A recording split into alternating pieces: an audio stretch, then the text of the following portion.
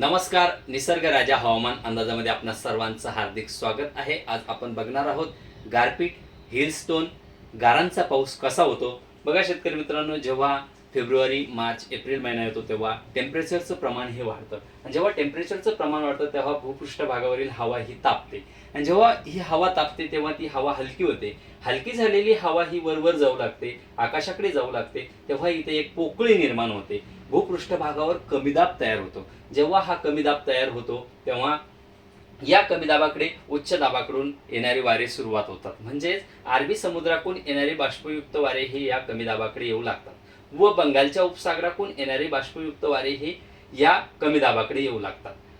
त्यानंतर हिमालयावर असणारा jet stream, jet वारा हा हिमालयाकडून मध्य भारताकडं म्हणजे खाली सरकतो, हिमालयापासून थोडा खाली सरकतो. तेव्हा त्या हिमालयाकडून येणारे थंड वारे या कमी दाबाकडे येऊ लागतात.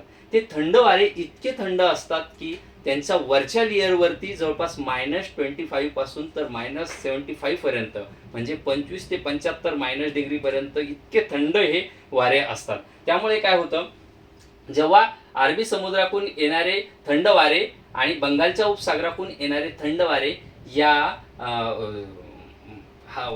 भूपृष्ठभागावरून येणाऱ्या वाऱ्यामुळे ते वरवर फेकले जातात. जे बाष्पयुक्त वारे जे आहे ते वरवर फेकले जातात आणि जेव्हा हे वरच्या थंड हवेच्या संपर्कात येतात तेव्हा तिथे बर्फाचे कण, छोटे छोटे कण तयार होतात.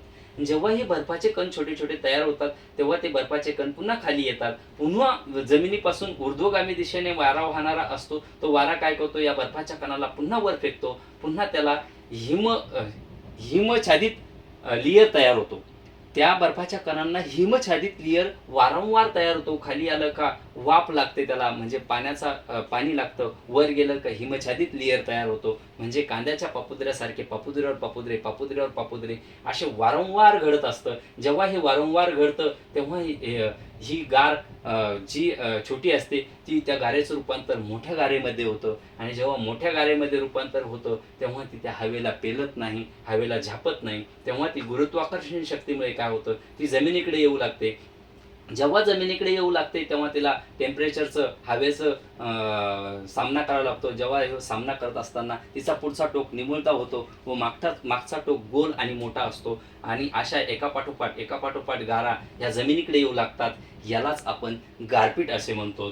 जेव्हा ही प्रक्रिया होत असते तेव्हा या प्रक्रियेमध्ये हे बर्फाचे कण वर खाली होत्या तेव्हा याच्यात पॉझिटिव्ह एनर्जी आणि निगेटिव्ह एनर्जी येते. जेव्हा प्लस पॉईंट आणि मायनस पॉईंट येतो तेव्हा त्यामध्ये लाईट लागतो. तेव्हा ही लाईटिंग होते, तेव्हा मेघगर्जना होते, विजांचा कडकडाट होतो, वाऱ्यांचा वेग वाढतो. म्हणजे यामध्ये विजा, कडकडाट, वाऱ्यांचा वेग, वादळी वारे या क्युम्युलोनिंबस ढगांमध्ये निर्माण होत्या. याला सुद्धा क्युम्युलोनिंबस ढग असे म्हणतात.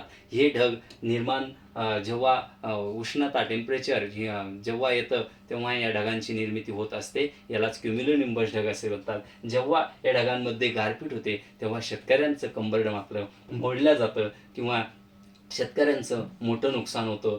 जेव्हा ही गारपीट होते तेव्हा फळबागेचं नुकसान होतं, अंगूरच्या बागेवाल्यांचं नुकसान होतं, अंगूरचं नुकसान होतं किंवा एखाद्या शेतकऱ्याचा गहू भुईसपाट होतो, त्याच्या हातातोंडाशी आलेला घास हा हिरावला जातो, तो जमिनीदोस्त होतो. अशा प्रकारे या गारपिटीचं नुकसानसुद्धा आपल्या शेतकऱ्यांना झेलावं लागतं. त्यामुळे शेतकरी मित्रांनो, याच्यानंतर तुम्हाला जेव्हा हवामानाविषयी अंदाज पाहिजे असेल तर माझ्या चॅनलला सबस्क्राईब करा. यूट्यूबवरती निसर्ग राजा हवामान अंदाज व इंस्टाग्रामवरती रविराज पाटील डमाळे या इंस्टाग्राम आय डीला सुद्धा फॉलो करा, जेणेकरून तुम्हाला वेळोवेळी हवामानाविषयी अंदाज मिळेल. धन्यवाद.